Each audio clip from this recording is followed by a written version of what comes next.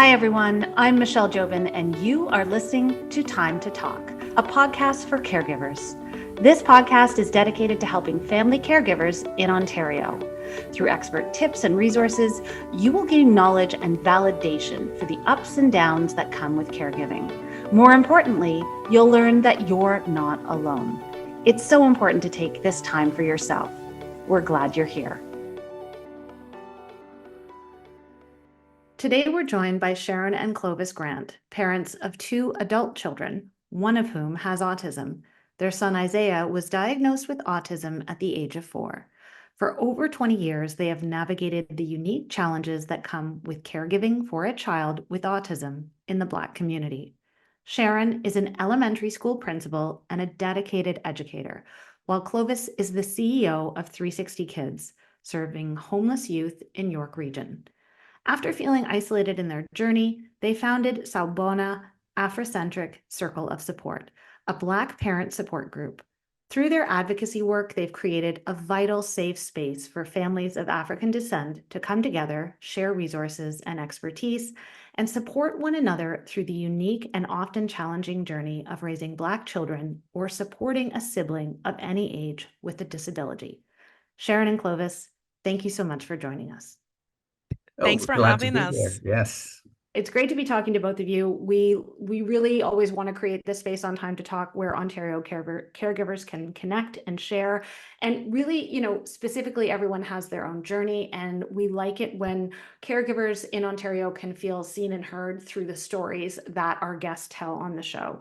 We can hopefully gain a little bit more insight to your specific family journey as caregivers, and then the challenges that are culturally specific to having being Black parents who are caring for a child with autism, specific to that you face. I wanted to kick things off, as we always do, by asking the question, when did you become aware of the fact or become a caregiver? I'll kick it off.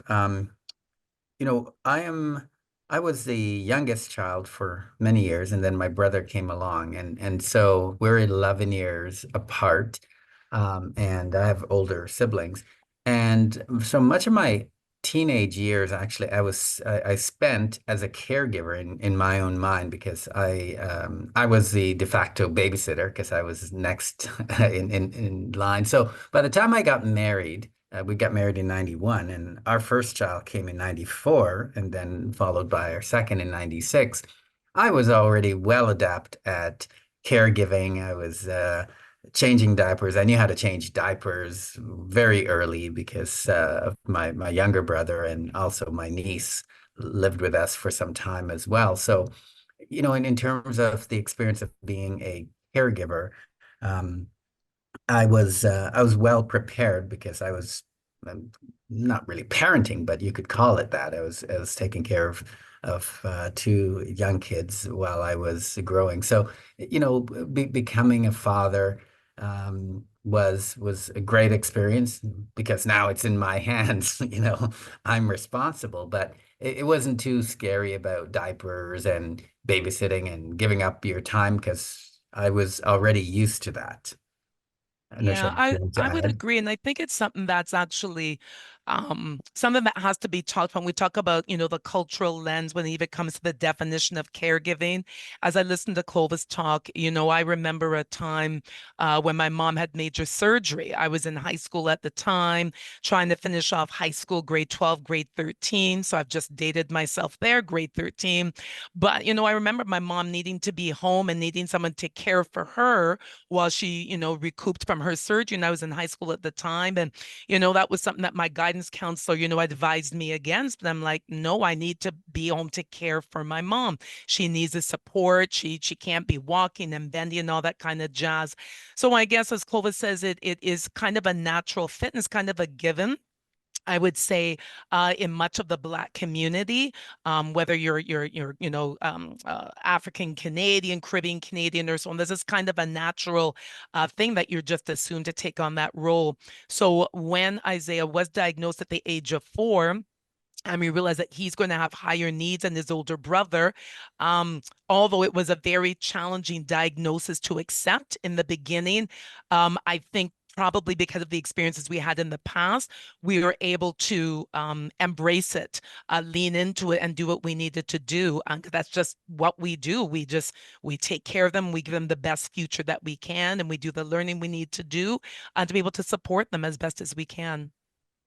Tell me a little bit about Isiah and when he was diagnosed with autism. Can you take us back to that time and what that was like for you? What the realization was like that your son would need, in addition to parents, caregivers, in a different way, in an extra capacity that perhaps a child would not. What was that like for you? Well, I can kick that one off. Yeah. It's, I mean, it's been 24 years. He's 28. He just turned 28, and he was diagnosed at 4. So we've been on this journey for 24 years, and I remember vividly. So I had actually left work because he was our second born, and childcare was so expensive. So we decided I would stay home, and I was running my own home daycare at the time, actually.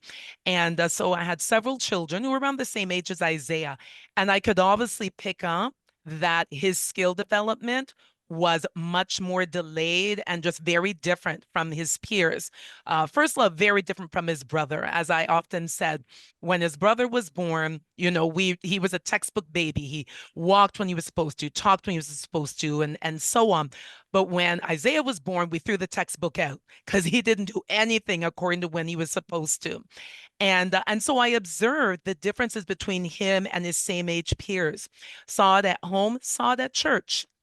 And it was actually two of our church sisters who were retired teachers at the time who observed him in our Sunday school program and pulled me aside in a loving way. And they didn't use the word autism at the time, but they knew that there was something up, and they encouraged me to get him a developmental assessment. So I'm going to say he was probably just a little bit over 2 at this time. So I kind of put that idea on hold, looked into other therapy, speech therapy, and so on. Went through a few modules of that. Didn't really see enough change. So then I decided, okay, let's get him on this list and get him an assessment. And I remember even having an argument with our family doctor, who we love, and he's still our family doctor. But I don't think he had the experience at that time of dealing with autism. And he didn't see that in him. He thought, oh, he's just a boy. They walk late, they toilet late. Okay, he's a toe walker. Kids without autism toe walk. But I had to be insistent. I had to say, look, there's something up with my son. My mommy senses are tingling. Put him on the list. Just respect my judgment here. Put him on the list. And my doctor did. So it was probably about 6 months before his name came up. And he went through the whole full developmental assessment. That took a few weeks of different appointments. And then I think it was just a few days before Christmas, the year 2000, we got the diagnosis of PDD-NOS, pervasive developmental disorder, not otherwise specified. I looked that up on the World Wide Web at the time, and I saw the word autism, and my heart sank, and the dark clouds started to appear over me, because as I started to read about the projections for life, the kind of quality of life that they would presume that he would have with this diagnosis, and at that time, just my spirit fell apart. And Clovis had a little bit more knowledge, and he can share a bit, because he had a psychology background and he worked in mental health and so on. So he had a different lens through which he took on that diagnosis. But me, it was just skimming the web. It was a tough few months after that. It challenged my faith. It challenged my courage. It challenged everything. The dreams. You give birth to these children, and you have all these dreams about who they might be and what they might do and how they might change the world. And everything just went poof. Someone clicked their fingers and went poof. And it was a few months of struggle, of sadness, of despair, truthfully.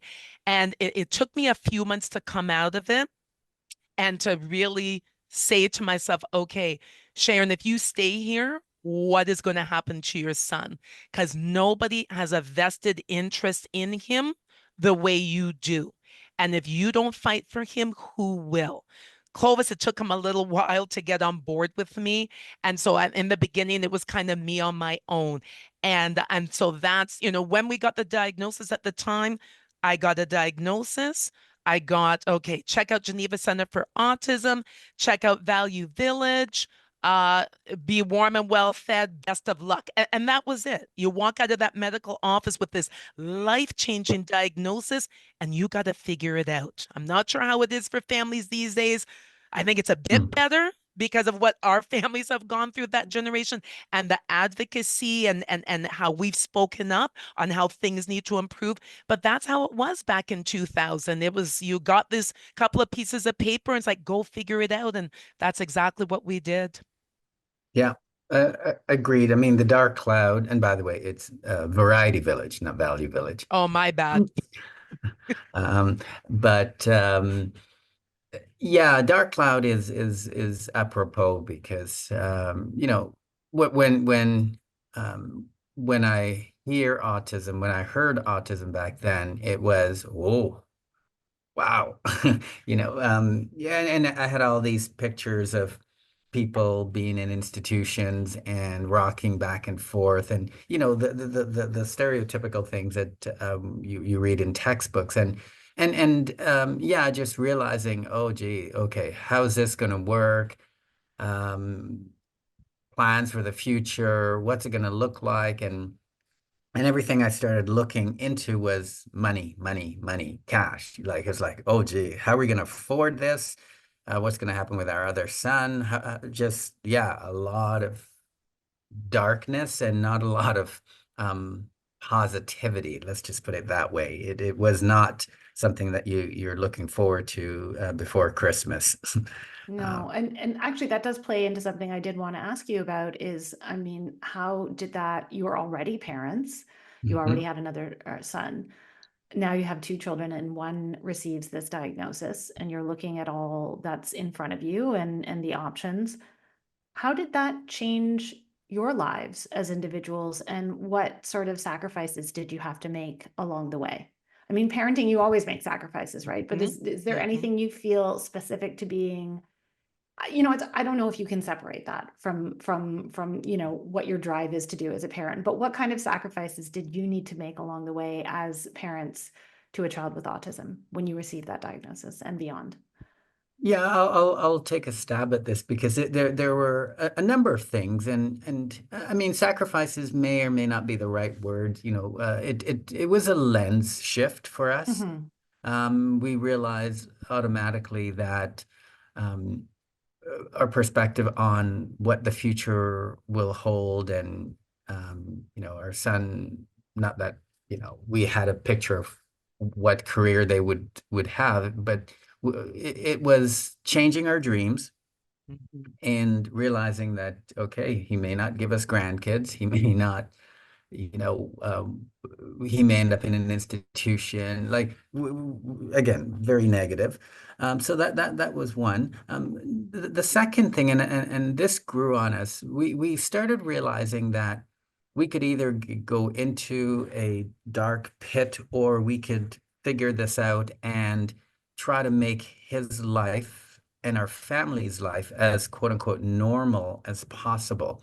And it was an early decision that we were not going to give in to autism and make autism the ruler of our life, but to say we're going to raise these two boys as best as we can, as normal as we can, and to give especially our younger child as many different experiences as we can, because as we started learning that it wasn't static, that there is growth that is possible. We said, okay, how are we going to make him develop as many skills as possible? And then, yeah, maybe this is a sacrifice piece. We started looking at time and we started realizing this stuff is going to take time. It took, Mhm. my goodness, he's 28 and he's maybe in level 2 of swimming, you know. So that's like realizing that things are going to be very incremental with him. And so we got to deal with that. The other piece, and this was part of, I don't even remember who reminded us of this. And it may have been actually at one of a community living session, a sibling session, that reminded us to not ignore the second child. And so that was another decision that we had to make, and realizing that we can't sacrifice David, our older son's future, because of the time that we have to put into our younger child. And so we had to then start making decisions around who are we going to spend time with, and with our son's behavior, it became very clear which families are open to having their kids hang out with our son and which ones not. And so we had to prioritize. We also had even family members. Some family members could not appreciate or understand why we couldn't come to family functions, and we had to make decisions around how engaged are we going to be with family.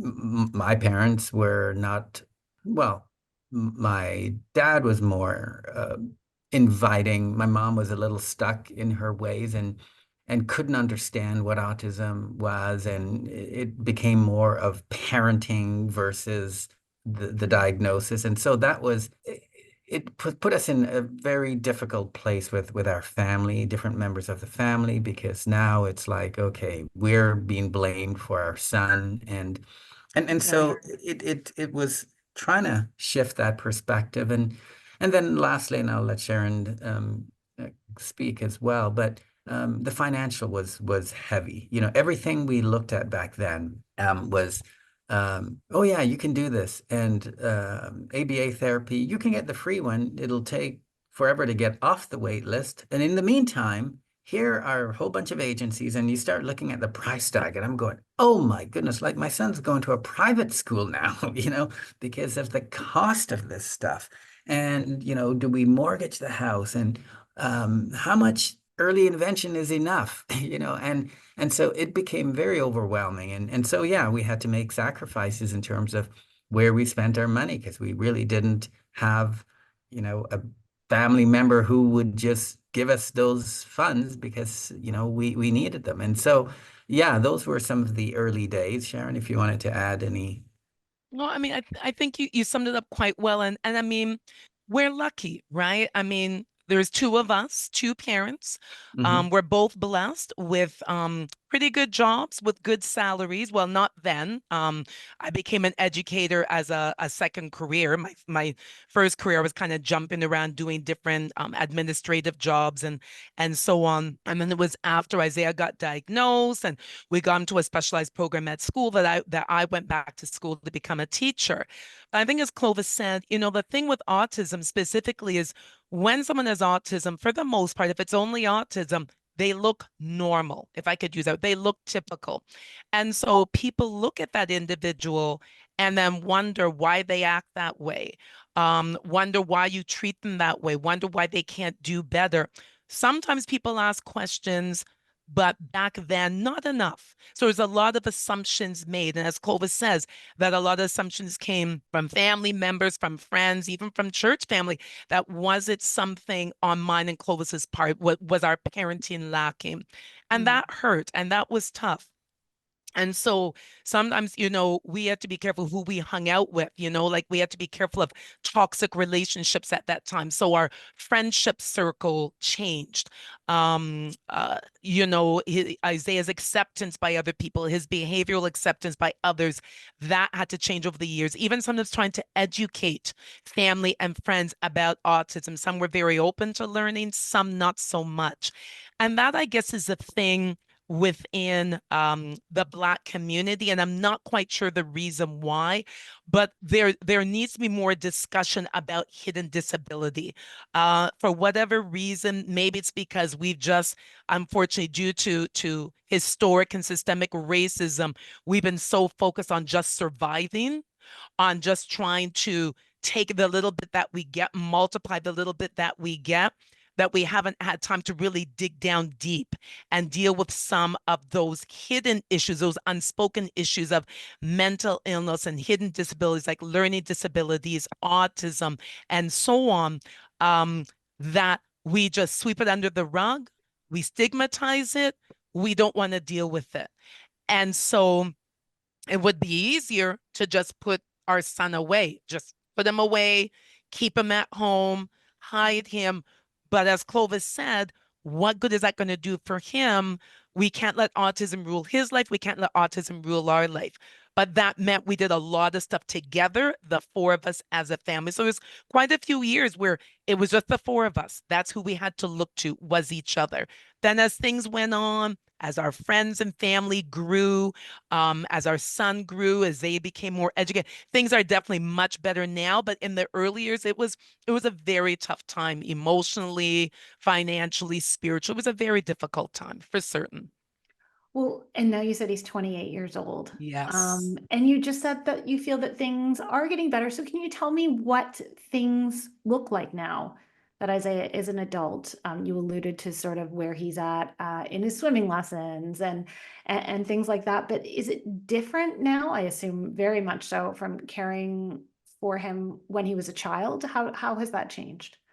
Well, I remember going to uh different workshops and hearing self-advocates, hearing young teenagers and young adults who are able to articulate themselves about their journey with autism.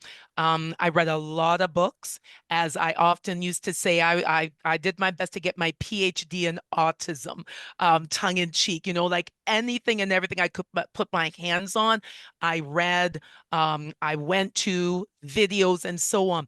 And I often heard from parents that it does get better as they get through those teenage years and all the hormones and the puberty.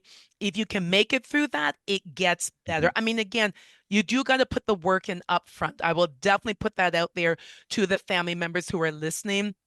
You have to put in, you got to front load the work in order to really reap those benefits, which truthfully, it's for any child. Typically developing with autism, you got to front load the work. But as he got through, as he's evolved, we've learned to evolve as his parents, as his sibling, aunts and uncles and grandparents. We've all learned to evolve and to understand him more and to get ahead of things. So currently he's an urban farmer. And so we got some assistance. We had someone help us with some kind of life planning, and so he started off doing volunteer work at the community garden. Why did we have him do that? Because the specialized program that he was attending for a few years, he did a lot of gardening. So it was a treatment program. It was actually Aptis. It used to be called Mookie Bomb, but now it's called Aptis. And so it was a specialized program in partnership with the local school board. And they did a lot of out of the box kinds of activities, which was really wonderful. And that's what he needed. I would have loved for him to be included in a regular school, in a regular program, but his needs got to come first. And being in the specialized program, smaller school, lots more staff. They're able to do things like music therapy and yoga and having different professionals on site. So he did a lot of gardening, and they talked so much about how at peace he was and how he took over and how he just loved to be outside and in the dirt. And so in speaking with this life planner, they asked, well, what are Isiah's strengths? What are his interests? So we got him volunteering at the community garden. And then the organization, the Malvern Family Resource Center, they got a grant to start to open up an urban garden to give people life skills, work opportunities, dealing with food stewardship, healthy eating, and so on. So we applied, and Isiah got a half plot. That's really about all that we could handle. And he just loves it. He's going now, he just finished year 3 of farming. So from getting the soil ready to planting to maintaining to reaping to selling at farmers markets or to family and friends. Yes, with support from his workers and from his family, but he loves it. It gives him meaning. It gives him purpose. He also has a membership he's had a membership at different gyms. He loves to work out. He loves to be in society. Yes, he can't socialize. Like he's not a conversational person, but he loves to be with people. He loves to be around people on his terms. So we've done our best to find opportunities for him to be in community, but on his terms. we have a worker. We've had different workers over the years, sometimes one worker, sometimes two, and they support him in community. He plays on a Special Olympics hockey team that his father is one of the coaches. He plays on a Special Olympics baseball team, which again, his father is one of the coaches. But it's great because Clovis now, has been able to do that with both of his sons, but in different ways. So we've been able to have that typical parenting experience. It looks a little different from with Isiah, but we're still able to have those experiences. So I say all that to say Isiah's living as full of a life as he can. We're we're not millionaires. We do our best to do it on a budget, but we find creative ways to give him all of these opportunities, and he appreciates it. He wakes up early, he goes to bed late, and he knows throughout the day he has purpose. It's a lot of work. There's been good opportunities, there's been failures, and we learn from those failures and we keep going. Clovis, anything to add? Uh, I mean, the only addition would be in terms of the past and present, our focus. Our focus has always been to two things. One, to help him integrate in society, and two, help society better understand him. And I can't even imagine some of what I put myself through taking the bus during rush hour with a kid who is sensory, who is fixated on only one part of the train. And if anybody ever sits in that seat, oh my goodness. But I saw those as life skills, and it was torturous. But we did it, and because I wanted people to be aware that these people exist in society, and not many people are surrounded by disability. Often it's put into the shadows, and back to my earlier point about not letting autism rule our lives.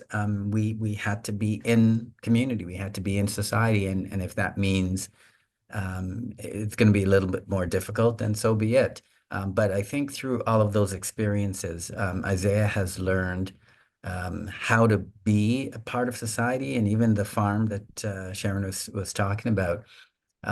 He is insistent on greeting everybody, sometimes annoyingly, but he wants to be part of community. He sees that as community. He has grown, in the church experience. People have seen him grow, and people have commented like they haven't. It was very new, even for the ministers. It was very new, and so they learned how to take somebody like Isiah into the fold. And in fact, we created, working with another family, we created a special needs ministry, because they realized, the ministers realized that while this is new for them, this will not be the first and only child who has special needs. And so the exposure that we provided to people, the good and the bad, because he was very aggressive, and it limited a lot of activities. And now he's less aggressive, but we know that because of the verbal skills, the verbal challenges that he has, he can't communicate, and so physically is how he communicates. And so we still have to be cautious in terms of where he is and how to manage his emotions. But you know what? I think he's learned how to be much more part of community as a result. And and sorry, Michelle, and I think as a result of us forcing ourselves to push through our discomfort to bring him out into society, it's helped others to be more accepting and understand and even interested in learning more about autism and disabilities like autism. So it's become a mutually beneficial act on our part. So maybe the sacrifice was us forcing through our comfort level to get him out there, but the benefits have gone both ways, and it's really quite heartwarming to know. It's now been almost a quarter century Mhm. since your son was diagnosed. Wow. Yeah, when you put it putting it in those terms. So I'm sure that you have seen so much change in how autism is diagnosed, certainly based on some of the things that you said when you were first starting on this journey, and how the services that are available have evolved. What do you think has changed, and where do you think we still need to go? I'll take a quick stab at this, very, very briefly. I think there are a lot more services, for sure, because of the number of people. Um, I would say one of the big areas of need still, two areas I see, one being more respite services, programs. I mean, somebody who, and it ties into my second point, opportunities not for just the high functioning. I think there's a lot of focus on the kids who are high functioning, people who can express themselves, whether it be high functioning autism or Asperger's, people who can communicate their needs. But for those who are nonverbal, who require a smaller ratio, more 1-to-1, 2-to-1, 3-to-1 supports. My goodness, finding services for them.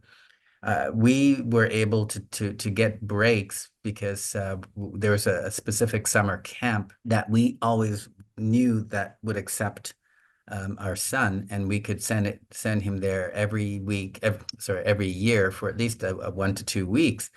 And we looked forward to just that break, and it allowed us to take vacation at times. But then that camp closed, and we haven't seen anything like it. And I say that because there are lots of, you open the camping book, lots and lots and lots of camps for autism. But where we still see a gap is those camps for behavioral kids, those Mm. camps where if your kid acts out, that they're not sent home. And we've been in that situation where he lasted in one camp one afternoon. And we had Yep. to kick him out. It's like, oh my goodness. Okay. And you said you could deal with behavior, right? Okay, whatever. Mm. Sherron, you may want to add more Yeah, about no, no, full agreement. It's and living in GTA, like there's more programs, that's for sure. I mean, there's more people, there's more programs, but again, who are they servicing? Um, Number two, the prices. Mm, Again, I go back. Clovis and I, we totally understand our privilege. We totally understand how we've been able to kind of climb up the ladder and where we're at. But a lot of families are not in this situation. They may not have two incomes. One partner may have had to make the decision to stay home. We have one child on the spectrum. We know of families that have two, even three, maybe at different points along the spectrum from with a greater skills to lesser skills, a little bit more challenges. How in the world do you afford ABA programming, speech and language therapy, social skills groups, respite programming, getting your child, again, the Special Olympics programs are often subsidized, but, Variety Village, again, if you have a disability, it's subsidized, but there's a lot out there that's not. Even the wait list that we're on right now through Passport, waiting for him to get into different programs that would be subsidized programs. Again, the ratios are not within Isiah's range, where he has developed many, many skills, and he's not as needy as he once was. I mean, he does do a little bit of cooking at home. He can use the microwave, he can use the stove, he can dress himself. He has a code, he has his own code to get in and out of the home. So sometimes when he takes wheel trans, he can leave on his own and come home on his own. We wouldn't let him take transit completely on his own, but wheel trans is one thing. So whereas, yes, he's developed skills, there's still a lot of challenges there. There's still a lot of problem solving skills and so on that I just would not trust him to be out there because, again, he looks normal.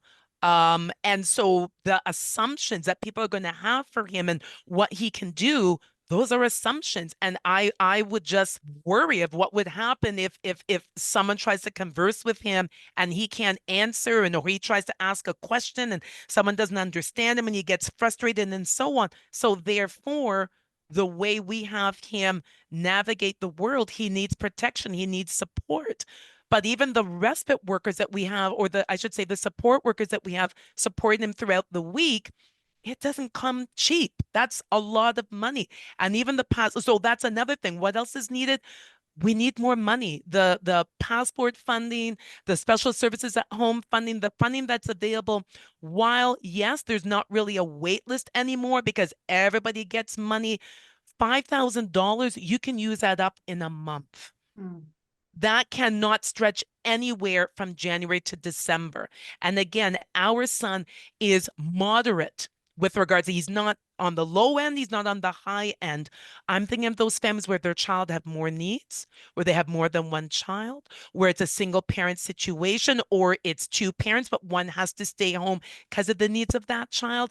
There needs to be more work, because if the government and the powers that be do not front load their support for these individuals, they're going to have to do it later on when these young people need support when they get older. And no family wants that. Family wants so much more for their kids, but the pocketbook only stretches so far. Mhm. It makes absolute sense. It definitely does sound like we have a long way to go in terms of providing resources to people. I mean, just being a parent is expensive, and then there are layers and layers and layers and Come layers to on, that. come on. Yeah, I know, just that in and of itself. So I completely understand what you were saying. I wanted to, we always are very cognizant of the fact that we need to look at caregiving through a cultural lens. It's so important because experiences differ between cultures, and the resources need also to sort of fit you, different cultural needs as well. There's two pieces of the puzzle there. So I wanted to turn our attention, and you did highlight this a little bit already, but what specific challenges you have encountered as Black caregivers in terms of accessing support for your child with special needs that felt culturally appropriate to you as well? And how do you feel that the community can better address these challenges? Did you want to go for it? Well, you had some very more specific, I think, being a father out and about with Yeah, Isiah, and sure. then I'll share. Yeah, I will tackle because Sharon was alluding to some of this earlier, so I'll just build on it. And one of the issues with autism, and this is specific to autism, is physically you don't look autistic. If you have Down syndrome, there are some physical characteristics, and CP, cerebral palsy, same thing.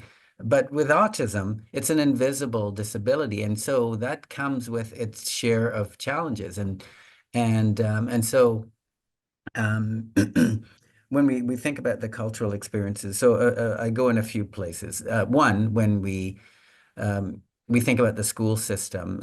We know that within the school system, the education system, Black boys in particular are streamed. And we used a whole bunch of different language around that to hide the fact that it still exists. But it happens even within the realm of special needs. And when you had the choice of putting our son into more developmentally delayed classes versus a class for communication, we wanted his communication improved because we felt like it was affecting his behavior. Well, we saw the streaming happening there, that he was streamed more into behavioral classes, like all Black boys in special ed, as opposed to being, put into classes where he could be pushed a little bit more academically. And so that was pretty clear that there are some issues there. The other piece is I do a lot of the grocery shopping, and so I'm always out in the stores and the malls. And again, my son looks normal, but he's got idiosyncrasies. His behaviors look suspicious, And so here you are, you've got racism happening here because, you know, petty crimes are done by Black boys, right? And so I go in and I'm always just sort of hovering because I don't want to cramp him, and I like to give him some freedom. But I see the looks, I see the behavior changes, and because my son can't really communicate, I have to just keep an eye on him, giving him his freedom, but yet realizing that we're being over surveilled. If he was a white child, I'm not sure that he would get that level of sort of look. And you've got these two Black guys. My son's 6'4", 240 pounds, and he's walking around a jewelry store, touching, feeling, because he loves the texture, feeling the things that he finds interesting, and so I sort of stand there and watch, and occasionally I will say, he's just looking, but I see the look, and it's like, okay, Isiah, time to go. So those are things, like we have this fear that if we aren't vigilant enough, that police will be called on him and he can't defend himself. And so we say that to every worker, that when you're out, please just be his voice, because the community, like, because he can't communicate and he bumps into somebody will give him a right hook or a left hook, and they don't understand him. And so just like those things are constant panics for us, whenever he goes out into community, the worker says, yeah, I'd like to take him to the yaks. And okay, let's just, okay, spend 15 minutes explaining all the what ifs, possibilities, because we know that we don't have a tolerant community. He's a Black man, and I don't want somebody pulling a knife on him, and I don't want police called because he bumped into somebody accidentally because he doesn't say excuse me, and all of these things has happened. And so those are constant fears, and it has a race lens, because I don't know that it would be a factor, if not for the color of his skin.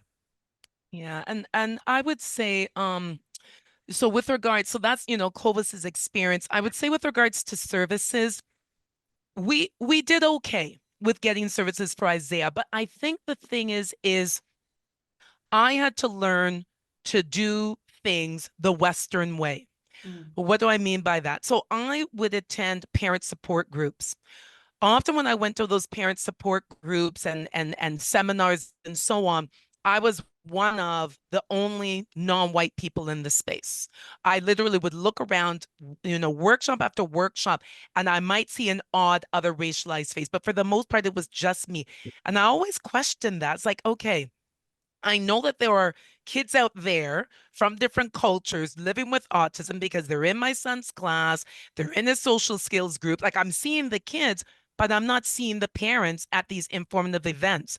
And I would learn from the parents how you advocate, how you speak to the principal, how you speak to the people in the funding offices, and so on. And those are not tools that necessarily we are taught at home as Black people, because we, unfortunately, because of racism, I guess we've been taught to kind of defer to the powers that be, to not make any waves, to not rock the boat.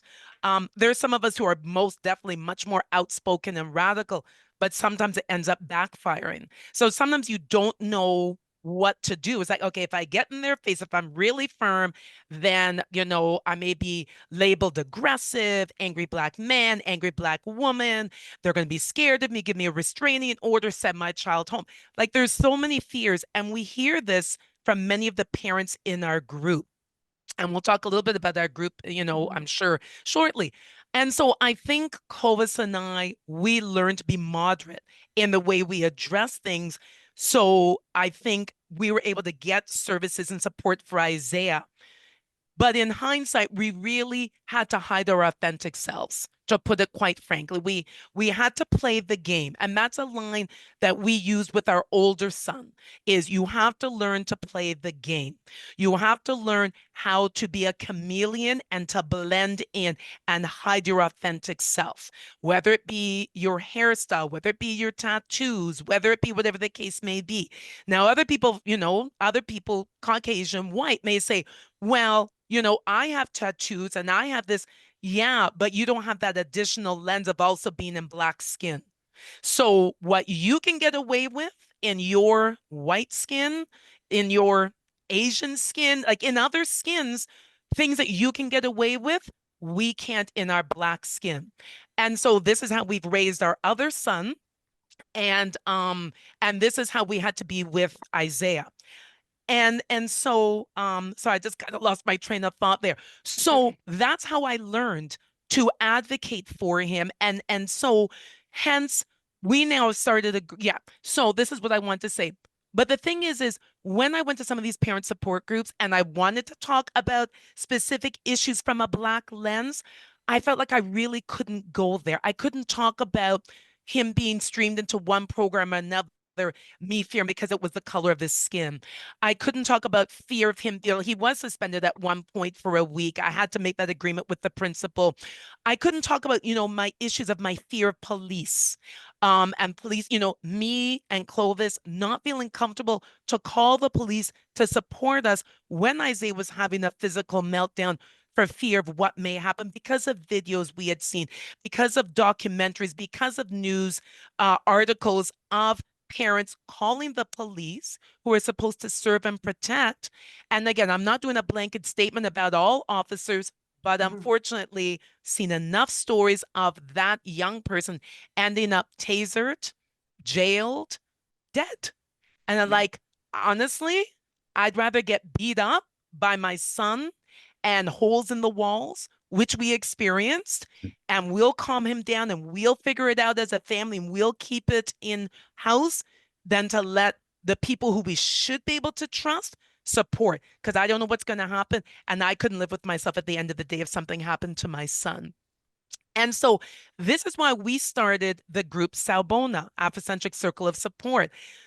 It wasn't meant to be this larger than life thing. It was just meant to get a few of us as families together to support one another, to have that space to be able to go there and talk about these issues specific to our lived experience, because we felt stifled to talk about it and we needed to talk about it, but there was no space. There was a space to talk about other things, but we needed an avenue, a space to talk about that lived experience. And so that's why we've started the group. Not to say that it is exclusive to being a part of other groups, but having that cultural piece along the journey while also dealing, heading to other agencies and services, and all of that kind of creates that full package of support, that full package of awareness, that full package of connection to help bring a little bit more peace, a little bit more safety as we go along that journey.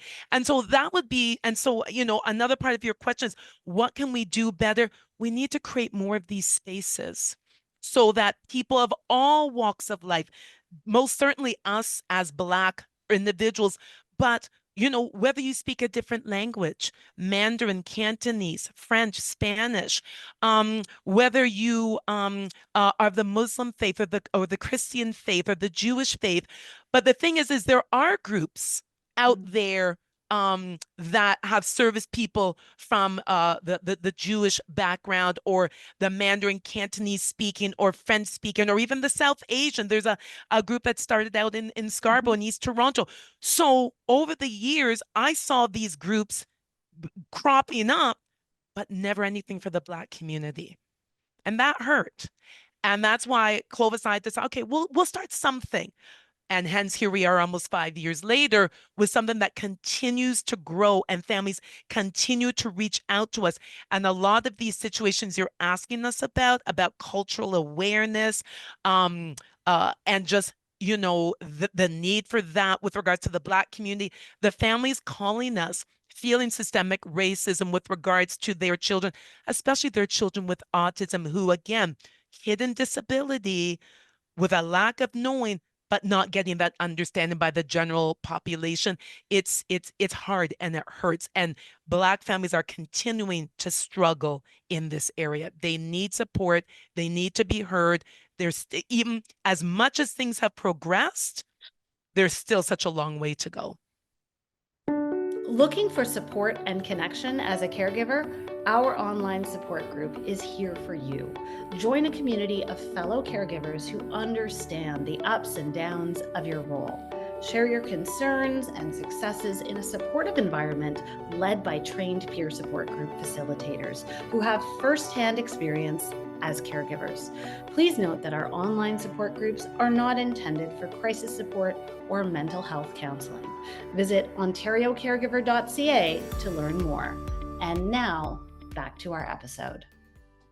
I mean, listening to both of you talk, I'm just struck by, again, how important it is to have this discussion through a cultural lens. And you brought up so many examples of just, dealing with that baseline of bias and racism as a human being, then as a parent, then as a caregiver.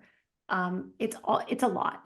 It's a lot for both of you. And there's been so much resilience and so much innovation and so much love in what you do in sort of identifying that void that is there for other Black caregivers and wanting to help and wanting to turn your experiences into something that can potentially not only help your son, but also help other people that are going through on a similar journey. And I think it's so wonderful. There's a lot there's a lot of emotions that I'm experiencing while I'm hearing both of you talk.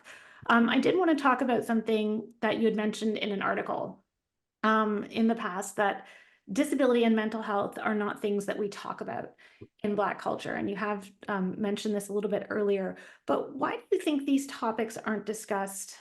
And I think you've unpacked some of this already, but is there anything else that you feel that can be done in order to change this? And do you feel that that's generally what you're doing right now by what you've created?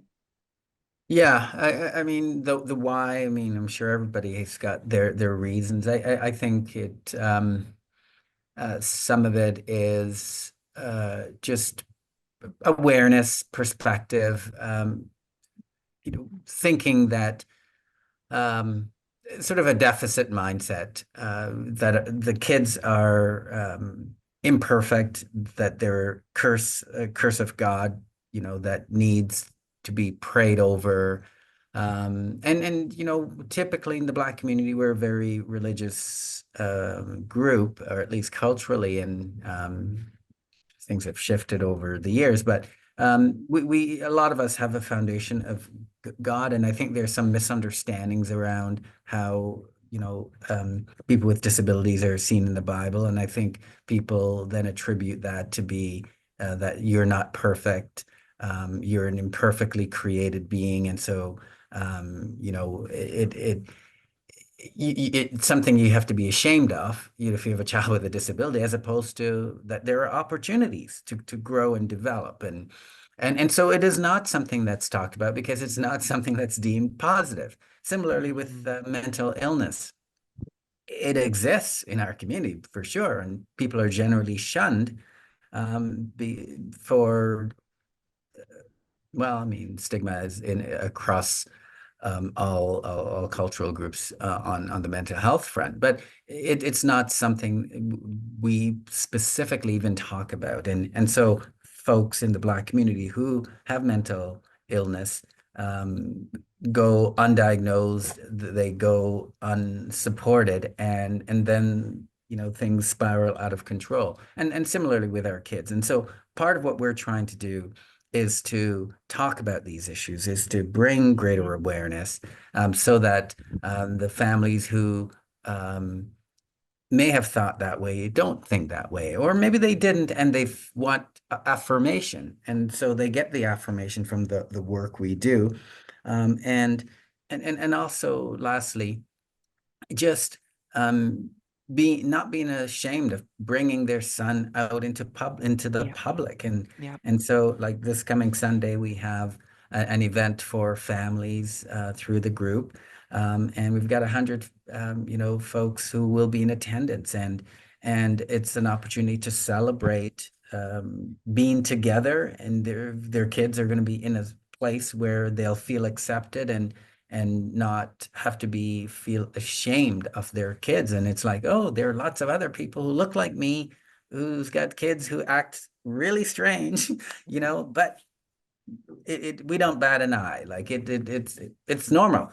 And so that hopefully will then help them to go to the mall more readily. And because they're like, yeah, you know what, this is my son, and he's gonna act, he's gonna flap his arms potentially. He's gonna have drool on his face, and I'll wipe it, and that's just the way it is. And if you don't like it, then that's just we're part of society. And so just being more apologetic in terms of our family's needs and being part of society. And so the affirming piece is what we're trying to do with the group, and the support piece is what we're trying to do through the group. And I wanted to talk a little bit more to the foundation, or the organization that you both created, the Sawubona Afrocentric Circle of Support. And the first thing I wanted to say is the meaning behind the name, I think, is very beautiful. Can you tell me a little bit about that? I'll leave that for Sherron. All right. So our original name was the Black Parent Support Group. Our Facebook name, I believe, is something effective: Black Parents of Children and Adults with a Disability Support Group. And I say that specifically because we support Black caregivers with a child with any disability and of any age. So we have family members who have children as young as 2 and 3 with a brand new diagnosis, all the way to young people in their 40s. And the reason being is what we have in common is the skin that we're living in. And that when we enter different spaces, or when our children enter those spaces, unfortunately, that's often the first thing that's seen. And that's why it's so important to have the discussion of the intersection of disability because so often in society, it's the and piece that can take precedent over the disability. But then at the same time, depending on what that and is, it can compound the challenges or it can uplift. Unfortunately, with the issue of the Black race and disability, we believe that it compounds and makes our hurdles, that we have more hurdles and higher hurdles to climb over. So that's really, why we started the group, and that's who we service. So as we were thinking, okay, you know what, maybe time to incorporate, because this thing is growing and this thing is making an impact, and families need this, and families are letting us know how grateful they are for us being around. We thought, well, now we need a more proper name, a more sophisticated name.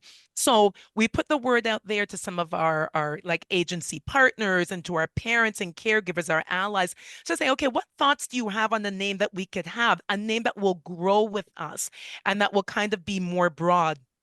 And so there was an email that a parent, and this was actually before we were kind of doing a survey of a possible name.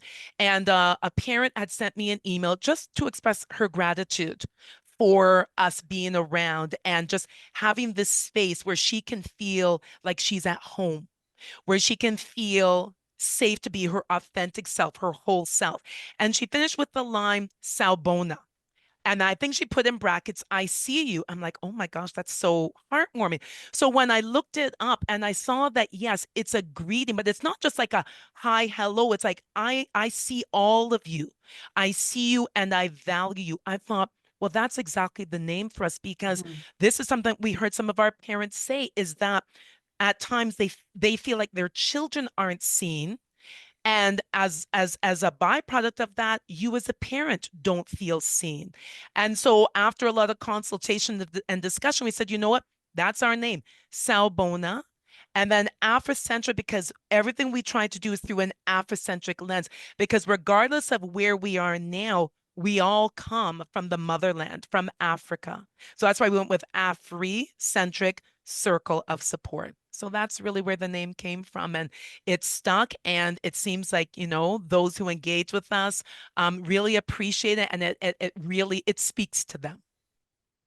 It's Yeah. truly beautiful. I wanted to ask, what do you feel have been, if you can think of anything, the most impactful outcomes for the families like yours that you now work with through this center? As we go through the groups, the group sessions that we have, the thing that keeps coming up over and over is gratitude for the space.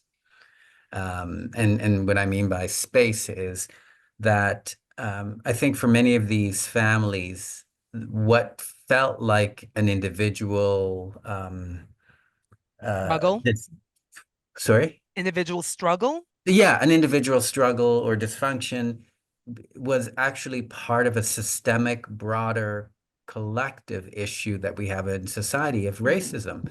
And so it was affirming for them to say, I'm not going crazy, there's more here. The fact that I didn't get those resources, I didn't get that information, the fact that, it's only my child that's being the target. It's only me that, is being the focal point of whether it be the school or the teacher, the principal, and often it's about school.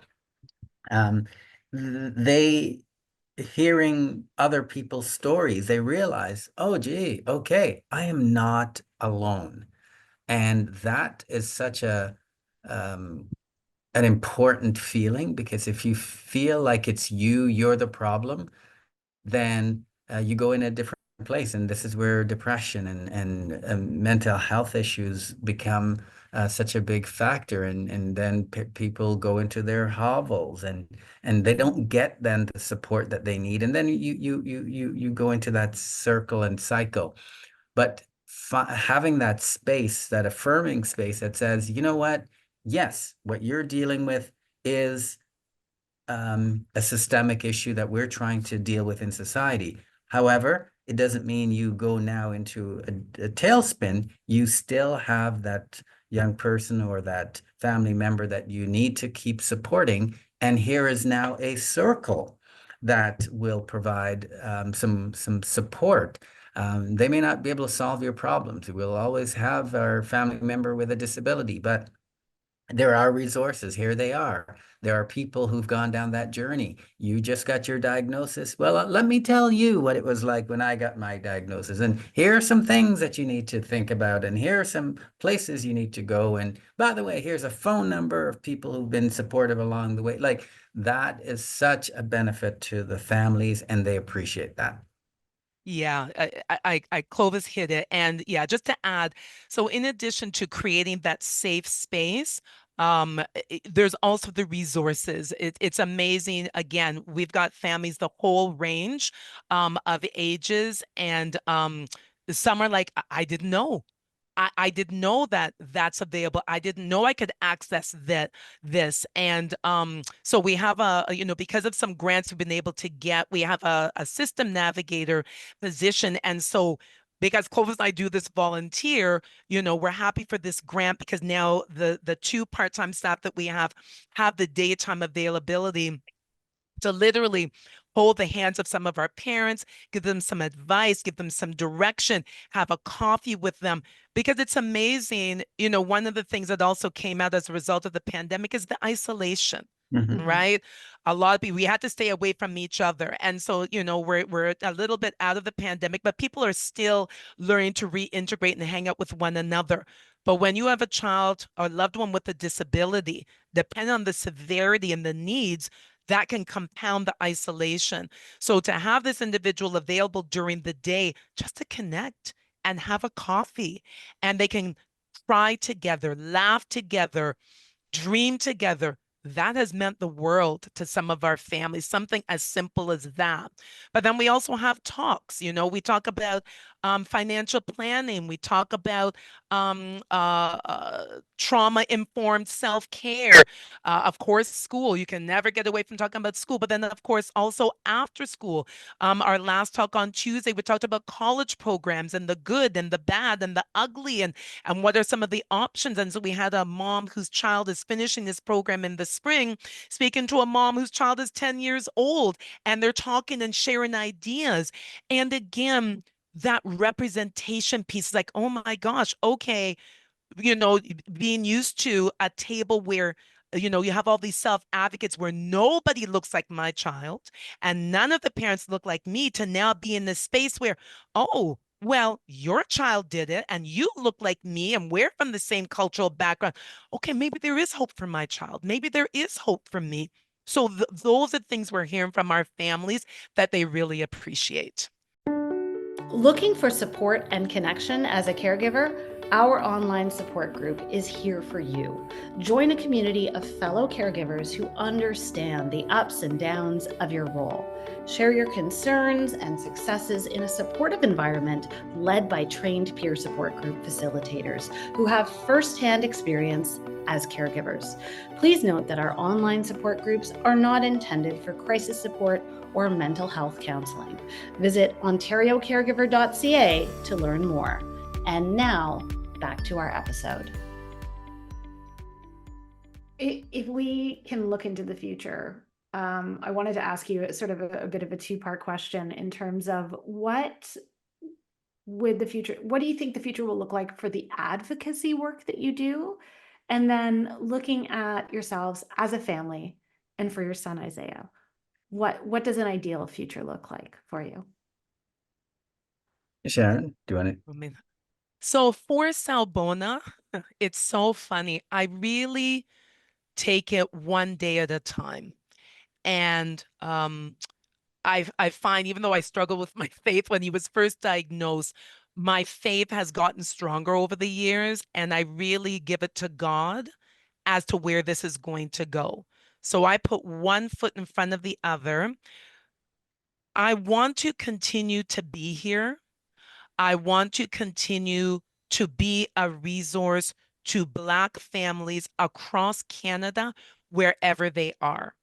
We know that there's a concentrated group of us in Ontario, in Quebec, in Nova Scotia, but I know that there's Black families in other provinces and territories.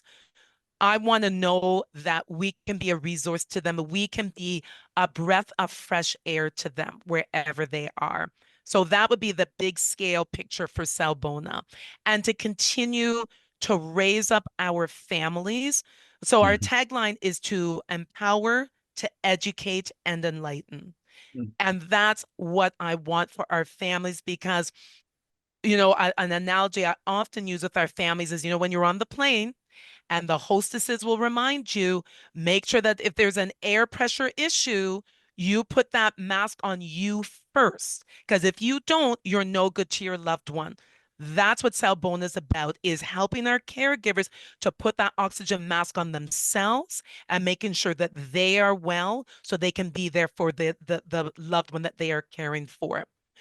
For Isiah, well, we're very blessed that his brother is a wonderful young man, and he found himself a wonderful young woman as his bride. Well, now they're 7 years married and given us two beautiful grandchildren. Okay.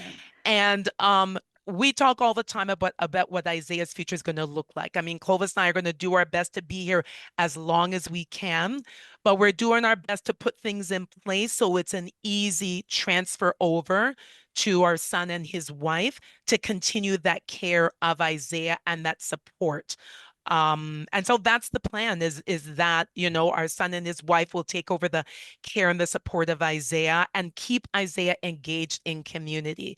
Isiah is very much a part of our church community.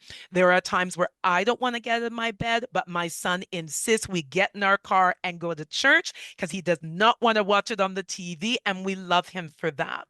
He's got his urban farming that he loves. He works out at the gym. He's known in our neighborhood. He's known at the local Tim Hortons. They know his order before he's even walked up to the counter. And that's what we want from that. He's known in community. They know him, they accept him. He used to deliver the local newspaper. Unfortunately, the company has gone bankrupt. But even that, the neighbors knew him. They looked out for him. They would try to converse with him. And it's a beautiful thing. And that's what we want. Is wherever Isiah lives, he is a part of community. And that's through Sawubona, we can empower other parents to create that for their loved one. I shouldn't just say parents, grandparents, aunties, uncles, siblings, whoever the case may be, that they can create that kind of living situation and future for their loved one. So that is my vision and my hope and dreams. And Grant? just to add on to that is that that our son has a productive life. That he's not sitting around a computer because he doesn't want it. And being able to provide him with a good productive life. And it doesn't necessarily mean a full-time job. I mean, we've resigned to the fact that that may not be the option, but every day that he looks forward to something and he feels like he's part of society. And similarly, to be able to provide those options to families as well, so that they have a different vision for their child, that their child is not a curse, that their child or their family member can be contributing to society, and that there are different options available. And then for the broader mainstream to do our best to help them, the educate piece, also to help mainstream systems and services to be more aware of the impact of the lack of cultural awareness that sometimes exists in their programs, and to be more intentional.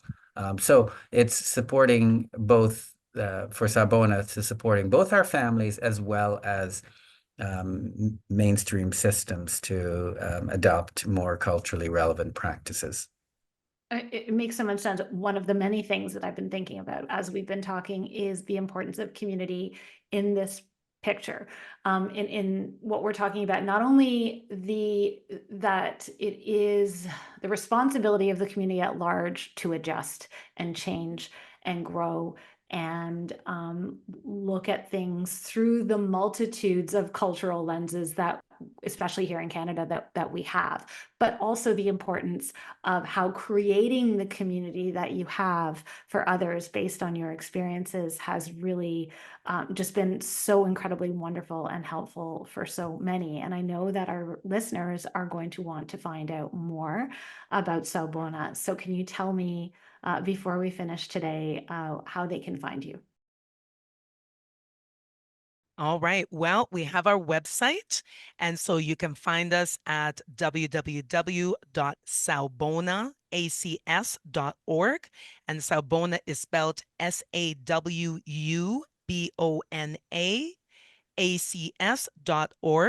So that's our website. We also have our email. If you want to reach out, ask any questions, info@sawubonaACS.org. We're also on Facebook. Again, it's Black Parents of Adults and Children with a Disability Support Group. We're also on Instagram @Sawubona, and also on Twitter, which is now X. So there's several ways to find us for sure. Perfect. And I know people will want to do that. So thank you for providing all that information. And we'll also make sure that we have that in the description of the podcast. Sherron and Clovis, it was an absolute privilege to talk to both of you today. And I thank you both so much for taking the time to share your stories. No, these are important conversations. So thanks for creating that space for the conversation. Yes, thank you so much, Michelle. It was a pleasure to chat with you as well. And, I remember again being early on this journey. And again, before the time of podcasts, sitting in the rooms and listening to other parents share about their journey and what it did for me to inspire me. And we just hope that we can do the same for others. So thank you again for your interest in our story. Thank you for listening. We hope you enjoyed this episode. You can access more details about support services on our website, ontariocaregiver.ca. Until next time, I'm Michelle Jobin, and you have been listening to Time to Talk, a podcast for caregivers. We hope you have a wonderful day.